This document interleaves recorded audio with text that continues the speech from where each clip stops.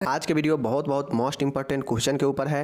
Questions क्या है आपके सामने में है, एक है हमारा क्लेफ्ट लिप और एक है क्लेफ्ट पैलेट। होता यह है कि एक को हम जो है बीदर ओस्ट कहते हैं और एक को खंड तालु कहते हैं। ठीक है, अब ये दोनों प्रश्न में या तो अंतर भी पूछ लेगा या फिर जो है आपको दोनों के बारे में डिफिनीशन के साथ में जो है लॉन्ग क्वेश्चन 10 नंबर में पूछेगा। तो कहेगा कारण जटिलता बताएं और ऑपरेशन से पहले और ऑपरेशन के बाद देखभाल और साथ में माता पिता को क्या शिक्षा देंगे बताइए। देखते हैं माय डियर, आप लोग जानते हैं कि बच्चा जब जन्म लेता है तो कितना बच्चा को आप लोग देखते होइएगा कि उसका ओठ जो है कटा हुआ होता है या उसका जो अंदर तालू है ऊपर वाला वह कटा हुआ रहता है। तो यह एक जन्मजात रोग है, ठीक है, जो जन्म के समय से ही बच्चा में उपस्थित रहता है।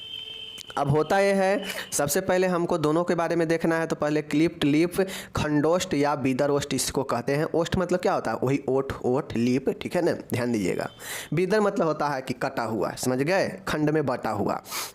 देखिए, ऊपरी ओठ बनाने वाली मध्य एवं पार्श्व ऊतक के जुड़े होने के असफलता के कारण होठों में पाई जाने वाली दरार बीदर ओष्ठ कहलाती है। यह एक तरफ या दोनों तरफ हो सकता है। सबसे पहले आपको यह समझना है कि हमें बीदर ओष्ठ यानी कटा हुआ ओष्ठ या खंडोष्ठ के बारे में बताना है। सबसे पहले आप लोग जानते हैं कि हमारा यह जो है नाक का सेंटर है, ठीक है, नाक का सेंटर है और ओठ जो है यह कुछ इस प्रकार से ओठ है। तो मान गए ये बीच वाला है, तो बीच वाला पोर्शन ओठ का ये वाला हो गया नाक के सामने। अब ये जो खंड ओठ होता है या इधर भी कटा हो सकता है या इस साइड से भी कटा हो सकता है। ऊपरी ओठ में नीचा ओठ कटा होता है, कभी किसी का देखें कि निचला ओठ कटा हो, नहीं होता है, ऊपर वाला ओठ में होता है। अब ऊपर वाला ओठ में या तो नाक के लेफ्ट साइड या नाक के लेफ्ट साइड वाला ओठ में भी हो सकता है, दोनों तरफ हो सकता है, ठीक है, ध्यान दीजिएगा। अब होता यह है कि जो ऊपर का ओठ होता है, और हम लोग जानते हैं कि हमारा शरीर में जो भी रचना होता है वह ऊतक के मिलकर जो है बनता है। तो हमारा जो ऊपर वाला जो ओठ होता है, ऊपर वाला जो बनाने वाला जो ओठ का जो ऊतक है, उस ऊतक के जुड़ने में असफलता होता है। और जुड़ने में असफलता होने से जो दरार होता है ओठ पर, वह जो है दिखाई देता है।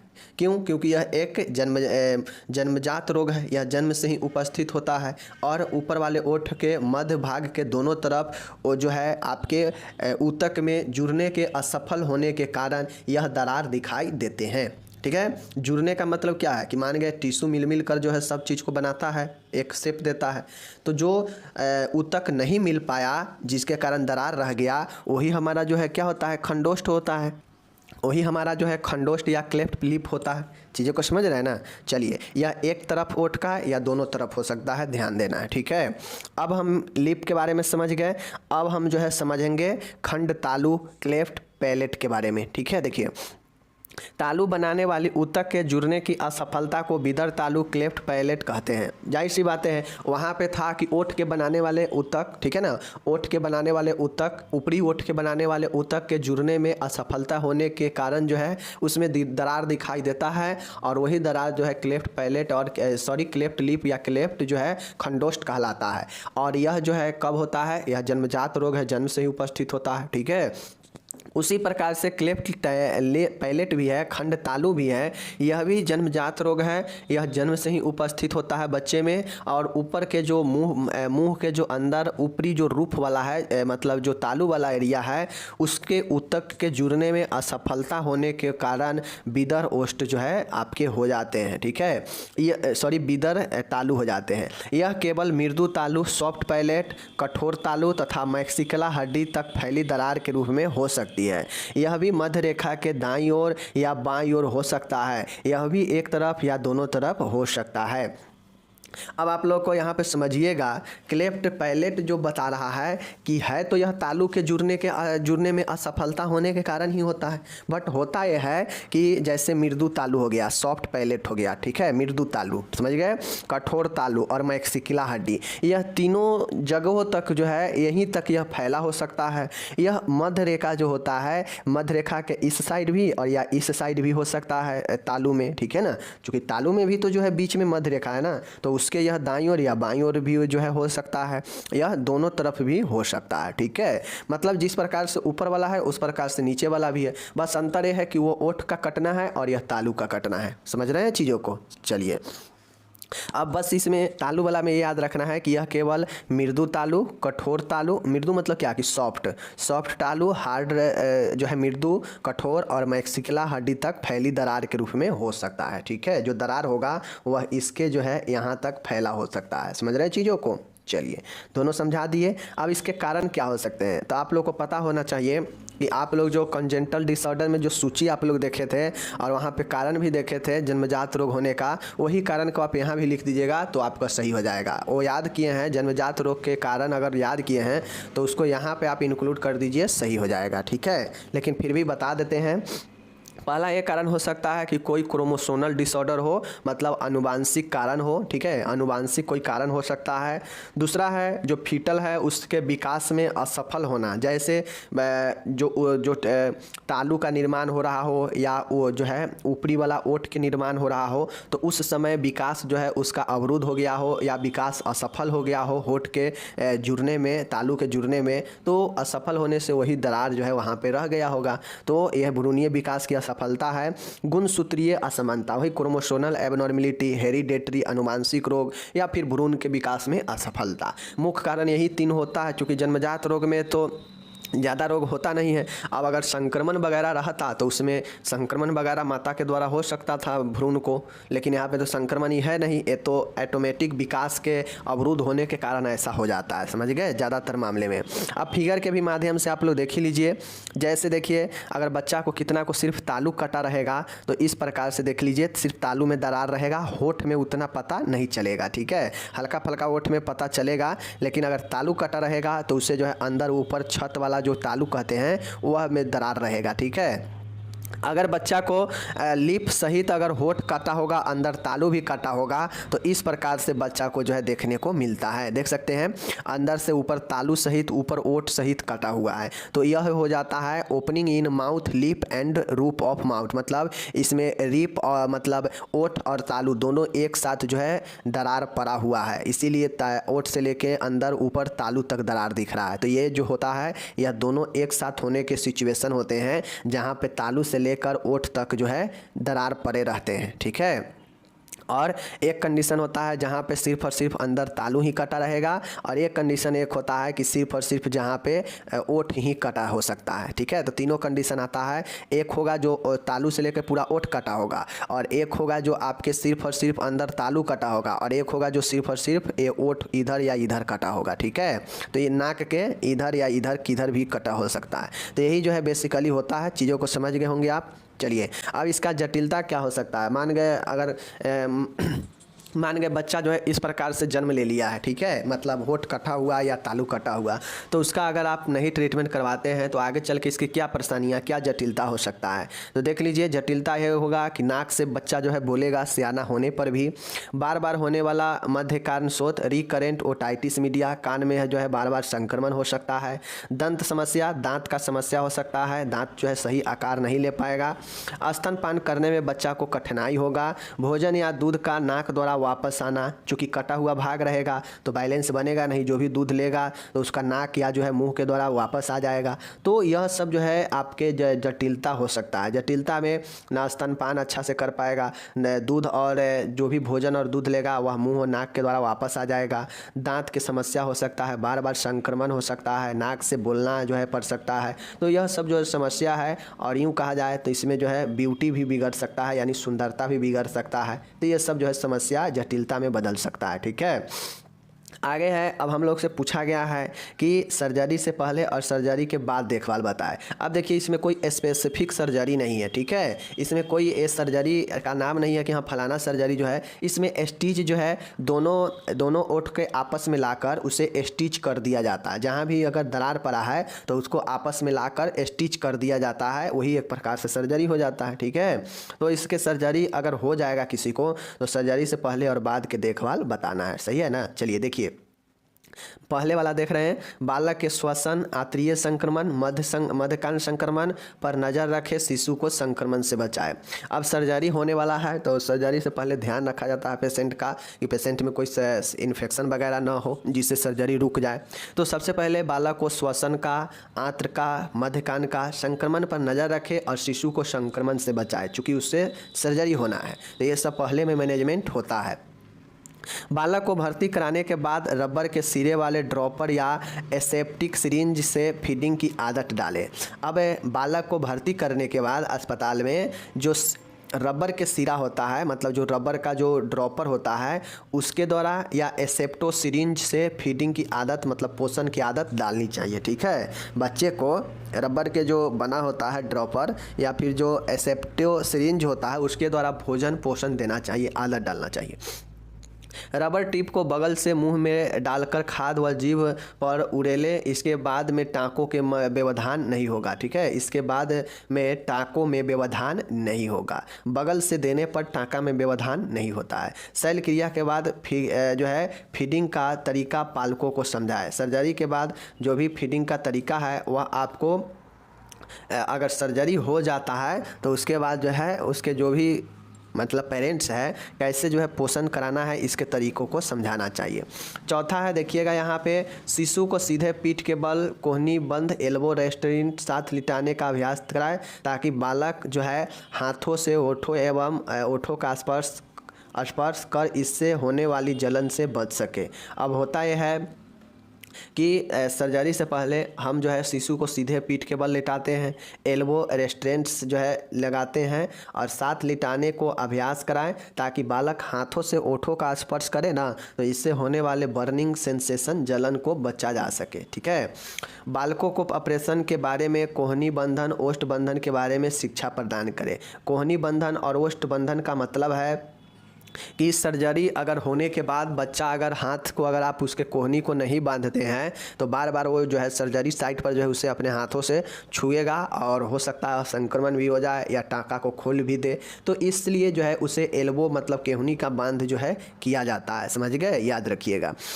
तो ये सब सर्जरी से पहले है। अब बाकी मैं आपको पहले भी बता ही चुका हूँ कि कैसे जो है सर्जरी से पहले, सर्जरी के बाद, सर्जरी के दौरान देखभाल लिखना है। बच्चा है तो बच्चा के हिसाब से लिखेंगे। और मैं बार बार बताता हूँ, आइडिया मैं दे चुका हूँ कि सर्जरी से पहले, सर्जरी के बाद और सर्जरी के दौरान देखभाल जो है कैसे लिखेंगे।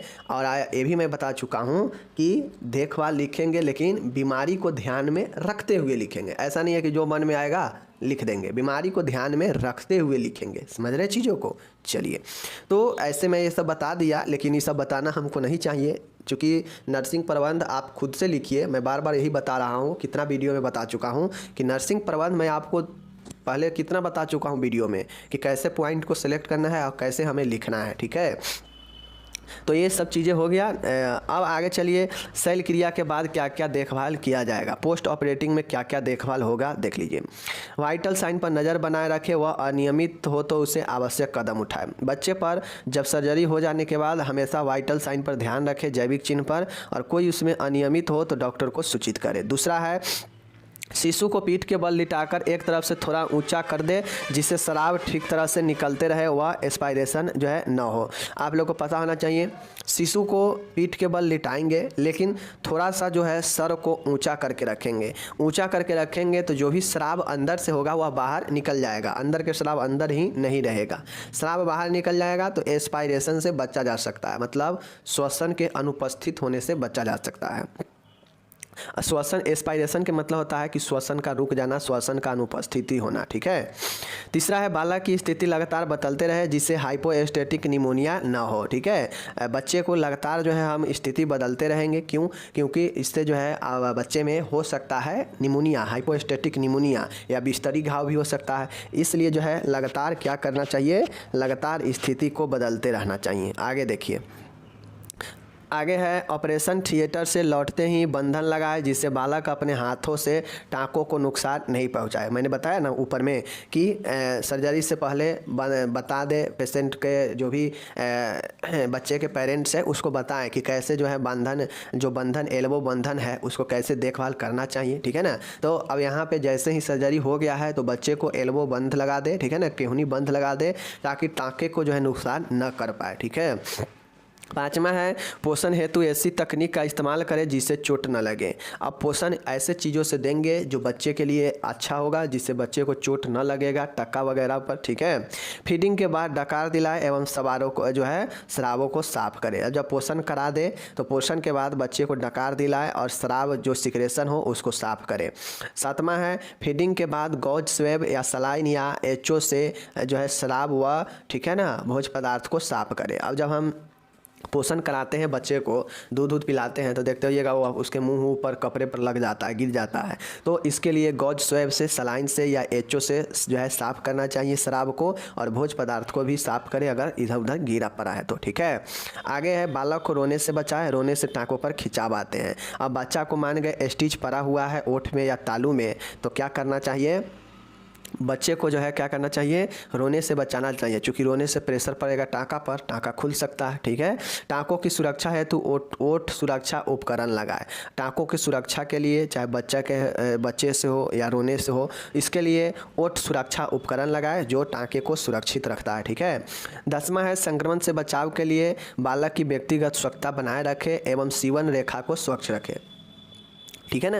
संक्रमण से बचाने के लिए बच्चे को व्यक्तिगत स्वच्छता का ध्यान रखें। 11 है मुंह नासारंध्र मतलब वही नाक के ऊतकों पर सूजन के लिए नज़र रखें एवं उत्पन्न होने पर तुरंत डॉक्टर को सूचित करें। अब चूँकि मुंह हो गया या तालू हो गया, इस पर स्टिच पड़ा है, दरार पड़ा हुआ भाग पर, तो नज़र रखें उसके ओठों पर, उसके मुंह पर, उसके नाक के छिद्र पर कि कोई सूजन तो नहीं हो रहा है। सूजन होने पर तुरंत जो है डॉक्टर को बताएं, ठीक है। 12 है बालक के श्वसन क्रिया पर नज़र रखें, मतलब जो भी श्वसन कर रहा है उस पर नज़र रखें। शैल क्रिया के पहले 48 घंटे में बालक को जो है ठीक है ना श्वसन अवरोध हो सकता है, अतः लैरिंजोस्कोप एवं एंडोट्रेकियल ट्यूब सदैव तैयार रखें। अब जैसे ही मान गए बच्चा का सर्जरी करके स्टिच हुआ है तो हो सकता है उसके पहले 48 घंटे में संभावना रहता है कि उसका जो श्वास है वह श्वास में अवरोध हो जाए, ठीक है ना, एस्पायरेशन हो। तो इसके लिए जो है लैरिंजोस्कोप और एंडोट्रेकियल ट्यूब हमेशा जो है क्या करना चाहिए, साथ में रखना चाहिए तैयार, ठीक है, ताकि जैसे ही श्वास अवरोध हो तो बच्चे को इससे ठीक किया जा सके। तो ये हो गया सर्जरी से पहले और सर्जरी के बाद देखभाल। आपको बस नज़र में ये रखना है कि जैसे किसी का ओठ कटा होगा तो ओठ का सर्जरी होगा, स्टिचिंग होगा, तालू कटा है तो तालू का होगा, तालू सहित ओठ कटा है तो दोनों का जो है स्टिच होगा। तो इस स्टिच के लिए रख रखाव क्या होना चाहिए, क्या जो है सर्जरी के पहले क्या सर्जरी के बाद होता है, ये चीज़ों को आप पहले भी पता है और अभी भी पता है। आप बिल्कुल सर्जरी के पहले और बाद बिल्कुल नया चीज़ ऐड कर सकते हैं, ठीक है। हाँ, लेकिन ये ध्यान में रखना है कि यहाँ पर ओठ कटा हुआ है तो ओठ कटा हुआ के लिए ही लिखेंगे, ठीक है।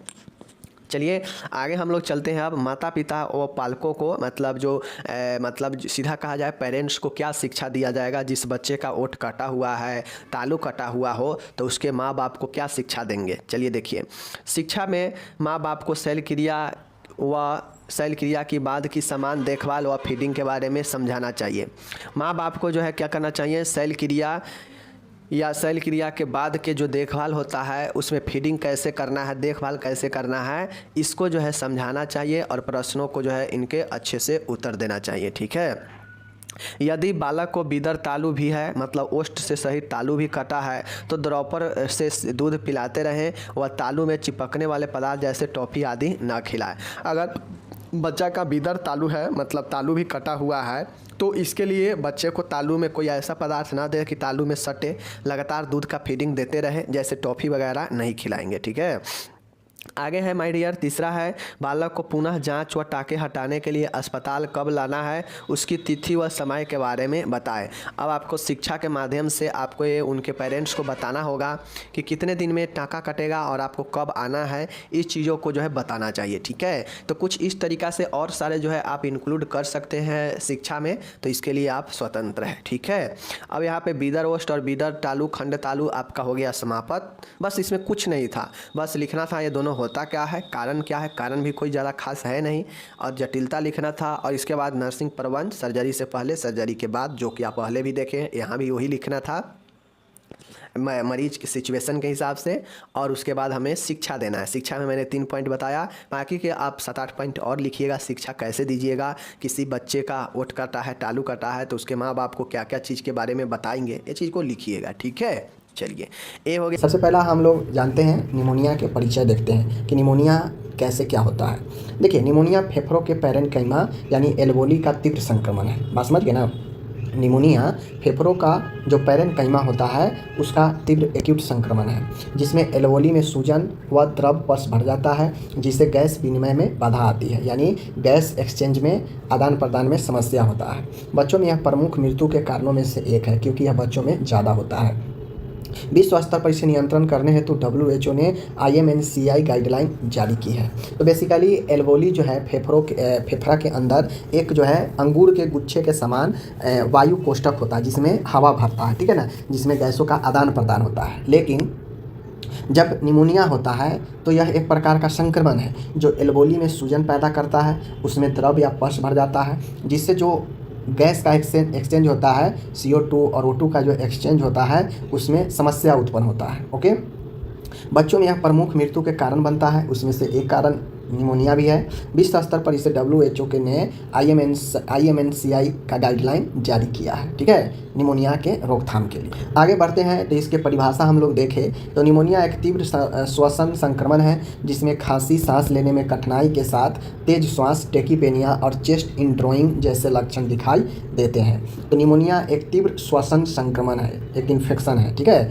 जिसमें खांसी और सांस लेने में कठिनाई होती है, जिसके बच्चे में तेज श्वास, टेकीपेनिया और चेस्ट इंड्रोइंग जैसे लक्षण मौजूद होते हैं। ओके, अब बात आती है कारण। देखिए, तो जो निमोनिया होता है यह बैक्टीरिया के कारण भी होता है, यह वायरस के कारण भी होता है। तो जो बैक्टीरियल होता है वो बैक्टीरियल इन्फेक्शन होता है, उसमें स्ट्रेप्टोकोकस निमोनियाई होता है, यह सबसे सामान्य कारण होता है होने का। उसके बाद हीमोफिलस इन्फ्लुएंजा होता है, स्टेफाइलोकोकस ऑरियस होता है, ये सब एक बैक्टीरिया का ग्रुप है, ठीक है ना।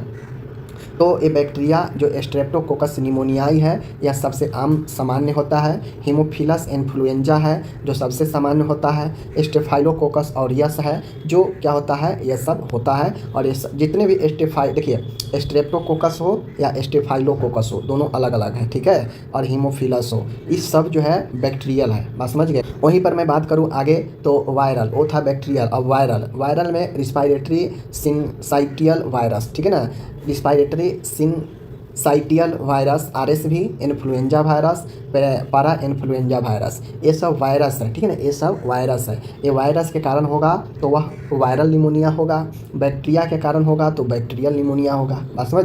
उसके बाद मैं बात करूं यहाँ पे, अब देखिए कुछ मामला में फंगस के कारण भी निमोनिया होता है, तो फंगस के कारण होगा तो फंगल निमोनिया हो जाएगा। बात समझ रहे हैं ना। तो अब रिस्क फैक्टर जो होता है, रिस्क फैक्टर यानी क्या क्या जोखिम कारक है जिसके कारण निमोनिया हो सकता है, तो उसमें आता है माल न्यूट्रिशन, कुपोषण, समय से पहले जन्म, प्रीमेच्योर, कम जन्म वजन यानी जन्म के समय बच्चे का कम वजन, अधूरा टीकाकरण, भीड़ भाड़ व धूम्रपान का संपर्क, बोतल से दूध पिलाना, तो ये सब जो है रिस्क फैक्टर है, इसको ध्यान में रखना है। आगे यहाँ पे देख लीजिए रोग जनन, पैथोफिजियोलॉजी यानी रोग जनन, रोग क्रिया, रोग कैसे होता है निमोनिया देख लीजिए। जैसे जीवाणु या वायरस, ठीक है, जीवाणु, बैक्टीरिया या वायरस फेफड़ा में प्रवेश करता है, पहला फेफड़ा में प्रवेश करेगा तभी तो फेफड़ा को प्रभावित करेगा। तो चाहे वो बैक्टीरिया हो या वायरस हो, जो ऊपर पढ़ा दिए हैं, फेफड़ा में प्रवेश करता है, फिर वह फेफड़ा के सहित वह एल्वोली वायु कोष्ठक में जाता है और सूजन व द्रव भर जाता है, पैदा करता है वहाँ पे सूजन और द्रव भरता है, ठीक है। ऑक्सीजन का आदान प्रदान कम हो जाता है, क्योंकि वहाँ पे सूजन और द्रव भरेगा तो जो ऑक्सीजन, जो गैस का आदान प्रदान है वो कम हो जाता है। उसके बाद मरीज में हाइपोक्सिया विकसित हो जाता है, यानी ऑक्सीजन की कमी होने लगती है, जिसके कारण बच्चे में तीव्र तेज़ी से सांस लेना, ठीक है ना, चेस्ट इंड्रोइंग होने लगता है। बात समझ गए। उसके बाद मैं बात करूं WHO ने क्लासिफिकेशन इसे किया है, ठीक है, जैसे लक्षण के आधार पर जो है यहाँ पे क्लासिफाइड किया गया है WHO के अकॉर्डिंग। केवल खांसी और सर्दी है तो नो निमोनिया, केवल और केवल खांसी या सर्दी है तो कोई निमोनिया नहीं। तेज सांस यानी एज स्पेसिफिक तेज सांस है तो निमोनिया हो सकता है, ठीक है ना। चेस्ट इंड्रोइंग, सांस में गंभीर कठिनाई, तो यह सीवियर निमोनिया का संभावना है। तो WHO ने बताया कि केवल सर्दी खांसी है तो कोई निमोनिया नहीं होगा, तेज सांस है तो निमोनिया में भी हो सकता है, अगर चेस्ट इंड्रोइंग है, सांस में गंभीर कठिनाई है तो सीवियर निमोनिया भी हो सकता है। बात समझ गए। अब बात आती है कि लक्षण व संकेत। अगर किसी बच्चे में निमोनिया हो जाता है तो उसमें क्या लक्षण पाया जा सकता है। देखिए, निमोनिया वाले बच्चे में सबसे पहले बुखार हो सकता है, खांसी हो सकती है, तेज़ सांस चल सकता है, क्योंकि बच्चा का जो एल्वोली है जहाँ पे ऑक्सीजन आता है वहाँ पे पहले से सूजन है, द्रव भरा है, तो सांस लेने में कठिनाई होगी, तो जल्दी जल्दी बच्चा सांस लेगा, तेज़ सांस लेगा। ठीक है, चेस्ट इनड्रोइंग होगा, ग्रेंटिंग होगा, नाक फड़कना, नेजल फ्लेयरिंग, ये सब जो है बच्चे में हो सकता है। साइनोसिस होगा जो कि एक गंभीर अवस्था है जहाँ पे ऑक्सीजन की कमी होती है।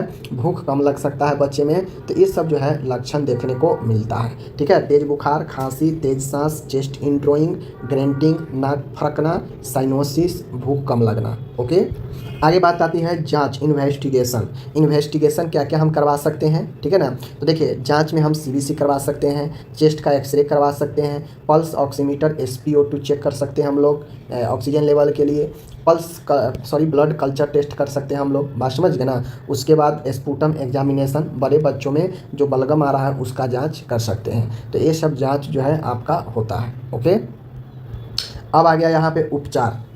तो देखिए उपचार आप क्या क्या करेंगे। ठीक है ना, अब ये निमोनिया एक वायरल एक बैक्टीरियल हो सकता है और ये फेफड़ा को एल्वोली को प्रभावित करेगा। तो ऐसा नहीं है कि इसमें हम सर्जरी करने लगेंगे, नहीं, इसमें सर्जरी पॉसिबल नहीं है। ठीक है, इसको दवाई से, खान पीन से ठीक कर सकते हैं। तो उपचार में हम लोग सिर्फ अलग अलग मैनेजमेंट लिखेंगे सर्जरी के अलावा, बात समझ गए ना। जैसे यहाँ पे सामान्य देखभाल है, तो सामान्य देखभाल का मतलब होता है नॉर्मल केयर, बच्चे को गर्म रखें, ठीक है, पर्याप्त तरल दे, स्तनपान जारी रखें, बुखार हो तो पैरासीटामोल दे।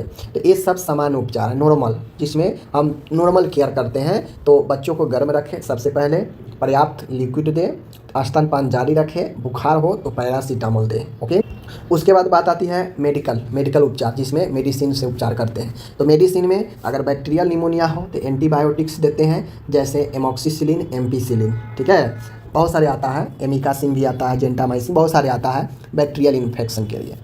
गंभीर स्थिति में IV एंटीबायोटिक देते हैं, अगर गंभीर स्थिति हो तो टैबलेट नहीं देकर IV के थ्रू देते हैं। ऑक्सीजन थेरेपी देते हैं, जहाँ पे SpO2 90 से कम होने पर हम लोग ऑक्सीजन थेरेपी नजल प्रोम से या फिर फेस मास्क से देते हैं, समझ गए ना। अगर एंटीवायरल है तो उसके लिए हम वायरल काटने के लिए जो है हम लोग एसाइक्लोवीर, ठीक है ना, अलग अलग जो है एंटीवायरल ड्रग चलता है। अब आ गया नर्सिंग प्रबंध।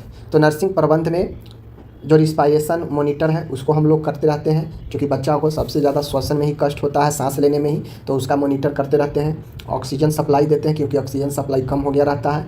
IV फ्लूइड लगातार देते रहते हैं, दवा समय पर देते हैं। इनटेक आउटपुट चार्ट बनाते हैं कि कितना बच्चे को हम दे रहे हैं अंदर और कितना बाहर निकल रहा है। माता पिता को शिक्षा दें, समझ गए। फेस मास्क लगा कर रखे, बच्चे को स्वच्छ रखे, साफ़ सुथरा रखे, ठीक है, अच्छे डाइट दे। तो ये सब नर्सिंग प्रबंध के अंदर आता है। ओके, कॉम्प्लिकेशन की मैं बात करूं, जटिलता की, तो जटिलता इसके होने से अगर मान के किसी को ये चीज़ होता है तो उसमें जटिलता प्लूरल इफ्यूजन हो सकता है, एम्फाइमा हो सकता है। प्लूरल इफ्यूजन मतलब फेफड़ा के चारों तरफ पानी भर सकता है प्लूरल कैविटी में।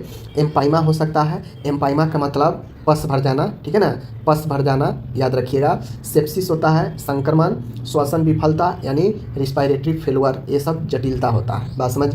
अब इसके रोकथाम में हम क्या क्या उपाय कर सकते हैं, देखिए। तो रोकथाम में हम टीकाकरण दिलवा सकते हैं, जैसे BCG चलता है, वैसे पेंटावायलेंट चलता है मेजल्स के लिए। विशेष रूप से निमोनोकोकल कंजक्टिव वैक्सीन PCV वैक्सीन चलता है। उसके बाद आता है Haemophilus influenza type B vaccine, HIV vaccine. केवल स्तनपान 6 माह तक कराएं। तो ये सब रोकथाम का तरीका है, स्वच्छ बनाए रखें। तो ये सब जो है आप इन सब चीज़ों के जरिए रोकथाम कर सकते हैं। ओके, तो ये रहा आज का निमोनिया टॉपिक, इसको ध्यान में रखिएगा, क्योंकि एग्जाम में अक्सर पूछता है कि बच्चों में निमोनिया कैसे होता है, क्यों होता है, कैसे इसका रोकथाम आप कर सकते हैं। तो रोकथाम के लिए ये सारा चीज़ है, प्लस मेडिसिन सब लिख देंगे। Pre mature baby, pre mature का मतलब क्या होता है, अपरिपक्व शिशु, यानी जो समय से पहले जन्म ले, जो परिपक्व हुए बिना जन्म ले, वही अपरिपक्व कहलाता है। तो सबसे पहले हम जानते हैं परिपक्व कब होगा या मैच्योर कब होगा।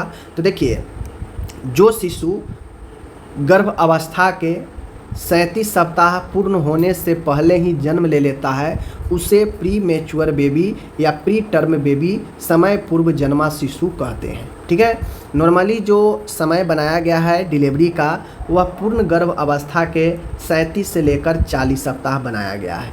इस पीरियड के दौरान बच्चा अगर जन्म लेता है तो नॉर्मल माना जाता है, वो डिलीवरी नॉर्मल माना जाता है। लेकिन 37 सप्ताह कंप्लीट हुए बिना अगर बच्चा जन्म लेता है 37 सप्ताह से पहले ही, तो वह pre term labour, pre term baby के अंदर उसे कैटेगराइज किया गया है। ठीक है, चलिए ये समझ गए। अब इसका समय से पहले बच्चा हो जाना, कंप्लीट डेट से पहले बच्चा हो जाना, इसके पीछे का भाई कारण होगा। तो देखिए वही सारा कारण है जो हाई रिस्क में आप पढ़े हैं कि बच्चा और महिला, ये दो से रिलेटेड कारण होगा। तो वो दो से रिलेटेड मेन कारण यहाँ भी होगा, महिला और बच्चा दोनों से रिलेटेड कारण होगा, जिस कारण से दोनों में से कोई भी एक कारण हो सकता है जिसके कारण बच्चा समय से पहले जन्म ले लिया है। तो कौन कौन से कारण हैं पहले देखते हैं। तो पहले हम लोग देखते हैं मैटरनल कॉज, यानी मातृत्व से संबंधित, महिला से संबंधित कारण।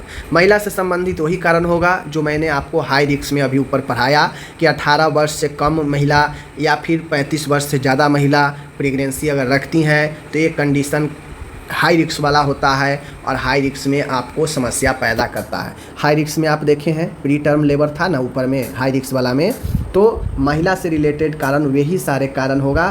समय बर्बाद करने से कोई फ़ायदा नहीं है। आप महिला से रिलेटेड वही कारण होगा, धूम्रपान, कम एज में प्रेगनेंसी या फिर ओवर एज में प्रेगनेंसी, कुपोषण, हाइपर प्रीएक्लेम्सिया, डायबिटीज, संक्रमण, धूम्रपान, नशीले पदार्थों का सेवन, RH निगेटिव, ये सब कारण महिला से रिलेटेड होता है प्री टर्म होने का। ठीक है, चलिए ये हो गया। उसके बाद है दूसरा है गर्भावस्था संबंधित कारण। गर्भावस्था संबंधित कारण जो गर्भ से, जो प्रेगनेंसी से रिलेटेड, इसमें हम लोग फिजियोलॉजिकल कारण भी कह सकते हैं, जिसमें शारीरिक या गर्भावस्था से रिलेटेड कारण होगा। इसमें डायरेक्टली महिला का बॉडी या महिला इन्वॉल्व नहीं होकर उसके अंदर अंदरूनी गड़बड़ी होता है। ठीक है, जैसे मल्टीपल प्रेगनेंसी होना, ठीक है, बहुत ज़्यादा एमनियोटिक द्रव बनना, प्लेसेंटा पेरविया या फिर प्लेसेंटा का अलग हो जाना समय से पहले झिल्ली जो है फट जाना, बार बार गर्भपात होना। तो ये सब कारण जो ऑब्स्ट्रक्टिव कॉज होता है गर्भ अवस्था का कारण होता है, जो गर्भ के दौरान ही पैदा होता है। ठीक है, तो ये गर्भ अवस्था से जुड़ी हुई कारण है। ओके, तो ये भी सब कारण अब मान गए। अब मान गए कि जैसे यूट्रस है, यूट्रस के साथ प्लेसेंटा ऊपर में लगा रहता है, लेकिन होता यह है कभी कभी किसी कंडीशन में, कभी किसी रीजन से यह प्लेसेंटा जो है गर्भ के बाद, डिलीवरी के बाद अलग होता है। लेकिन कभी कभी बच्चा गर्भ में ही है लेकिन ये प्लेसेंटा जो है यूट्रस के दीवार को छोड़ देता है, अलग हो जाता है, जिससे भारी ब्लीडिंग होता है और फिर उस कंडीशन में समय से पहले ही डिलीवरी करवाना पड़ता है या डिलीवरी हो जाता है। तो ये भी कंडीशन बनता है। ठीक है, कभी कभी प्लेसेंटा ऊपर आरोपित होना चाहिए, यह ऊपर आरोपित नहीं होकर यह निचले एरिया में यूट्रस के इम्प्लांट हो जाता है। तो ये भी कारण बनता है समय से पहले डिलीवरी हो जाने का। तो ये सब कारण जो गर्भ अवस्था से रिलेटेड कारण है। अब तीसरा जो कारण होगा वह भ्रूण संबंधी कारण होगा, जो अब अंदरूनी बच्चा से रिलेटेड कारण होगा। ठीक है, तो बच्चा से रिलेटेड कारण क्या होगा, बच्चा में कोई अगर जन्मजात विकृतियां हैं, समस्या हैं, तो यह भी समय से पहले जन्म का एक बड़ा कारण बनता है। भ्रूण में कोई ऐसा संक्रमण हो गया है या भ्रूण की वृद्धि नहीं हो पा रही है या भ्रूण का अंदर ही जो है डेथ हो गया है, तो इन सब कारण में समय से पहले डिलीवरी हो जाता है। ठीक है, तो ये भ्रूण से रिलेटेड होगा। ऊपर में जो महिला से रिलेटेड था महिला वाला में लिखेंगे, जो गर्भावस्था से संबंधित होगा वह गर्भ से संबंधित में लिखेंगे। तो ये 3 मेजर कारण है जिसके कारण समय से पहले बच्चा जन्म ले लेता है। ठीक है, अब अगर कोई बच्चा समय से पहले अगर जन्म लेता है तो उसमें क्या लक्षण या विशेषता देखने को मिलता है आपको लिखना पड़ेगा। ठीक है, अब मैं यहाँ पे आपको बता देता हूँ। समय से पहले अगर बच्चा जन्म लेता है तो उसके पीछे के लक्षण ये होता है कि सबसे पहले बच्चा का जन्म अगर समय से पहले हो चुका है तो उसमें जो ज़्यादा संभावना होता है कि उसका जन्म के समय वज़न कम होगा। अब जन्म के समय वज़न कितना कम होगा, तो 2.5 kg से लेकर 3.5 kg तक वज़न नॉर्मल माना जाता है। लेकिन लो बर्थ वेट बेबी के अंदर यह तब आता है जब 2.5 kg 2500 ग्राम से जो है आपका कम वज़न होता है। तो ये क्वेश्चन यहाँ भी बनता है, लो बर्थ वेट बेबी। जैसे ही आपके एग्जाम में लो बर्थ वेट बेबी का अगर पूछ दे तो बस आपको कुछ नहीं करना है, परिभाषा के जगह पर सिर्फ आपको लिख देना है कि वैसा बच्चा, वैसा शिशु जिसका जन्म के समय वज़न 2500 ग्राम या 2.5 kg से कम वज़न होता है, वह जो है लो बर्थ वेट बेबी के अंदर आता है। ठीक है, उतना परिभाषा में लिखने के बाद वे सारे लक्षण या सारे कारण आप इस क्वेश्चन का उतार देंगे हूबहू, आपका क्वेश्चन एकदम सही हो जाएगा।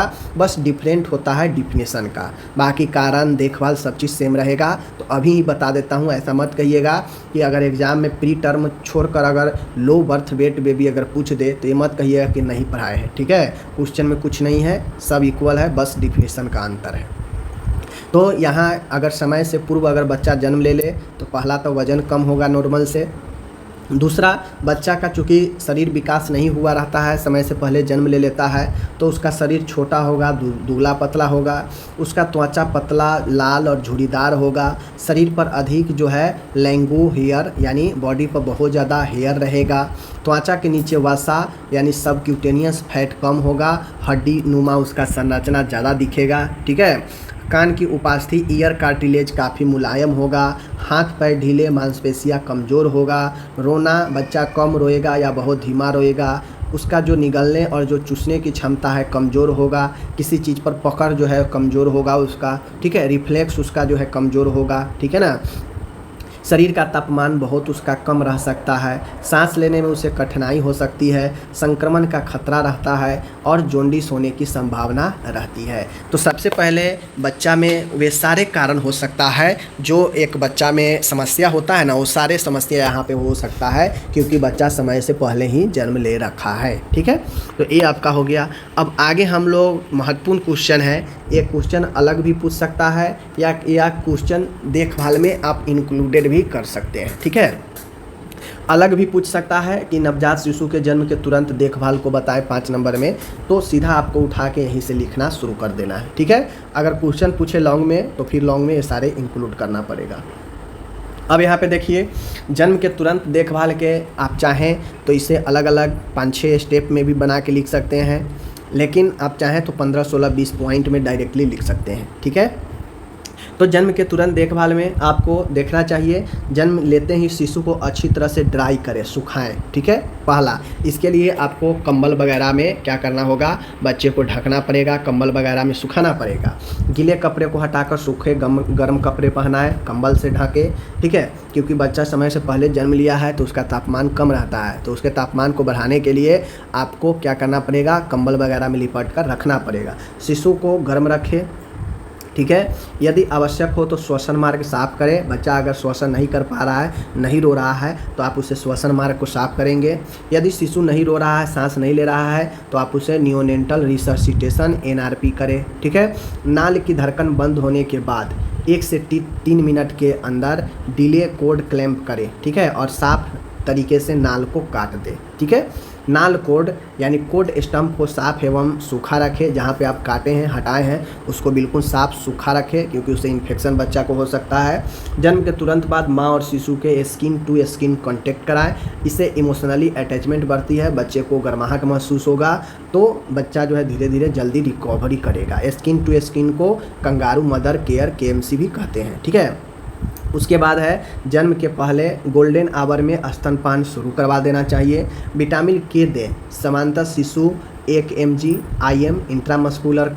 ठीक है, कम वजन या प्री टर्म बेबी में यह 0.5 mg देना चाहिए। ठीक है, इन बातों को ध्यान में रखिए। अपगार स्कोर 1 या 5 मिनट पर आपको आंकना चाहिए। ठीक है, वजन लंबाई सिर की परिधि मापें, पहचान पट्टी लगाएं बच्चे के ऊपर, जन्मजात विकृतियां की जांच करें, क्या बच्चा में कोई जन्मजात समस्या है। BCG OPV हेपेटाइटिस B जन्म खुराक जन्म के समय जो राष्ट्रीय टीकाकरण है उसके अनुसार आप टीकाकरण देंगे। माँ को स्तनपान जो है गर्म रखने और ख़तरे को लक्षण की शिक्षा दे कि कैसे बच्चे को गर्म रखना है, कैसे स्तनपान कराना है और अन्य लक्षणों अन्य खतरों से बचने के लक्षण और उसके उपाय को शिक्षा देना चाहिए। तो देखिए, इसमें ये जो आप देखभाल किए हैं, इस देखभाल में कुछ नया नहीं है।